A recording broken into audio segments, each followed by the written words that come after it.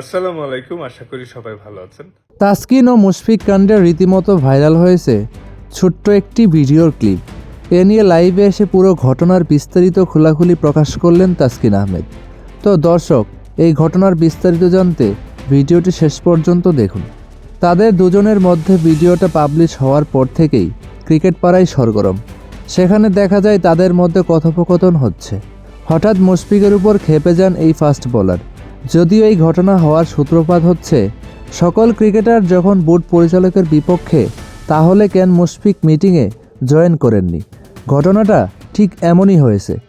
দালালি ও অন্যায় চাপের কাছে মাথা নত না করে দৃঢ় অবস্থানে থাকার জন্য বিসিবি পরিচালক নাজমুল ইসলাম স্যারকে আন্তরিক ধন্যবাদ। দেশের ক্রিকেটে যখন নানা স্বার্থান্বেষী মহল নিজেদের এজেন্ডা বাস্তবায়নে সক্রিয়, ঠিক তখন এমন সাহসী ও স্পষ্ট অবস্থান নিঃসন্দেহে প্রশংসার দাবি রাখে। ব্যক্তিগত লাভ বা চাপের কাছে নতি স্বীকার না করে ক্রিকেটের শৃঙ্খলা, সম্মান ও ভবিষ্যতের কথা ভেবে সিদ্ধান্ত নেওয়াই একজন দায়িত্বশীল প্রশাসকের আসল পরিচয়। এই দৃঢ়তা ও নৈতিক অবস্থানই আরও শক্ত ভিতের উপর দাঁড় করাবে, এই বিশ্বাস রাখি।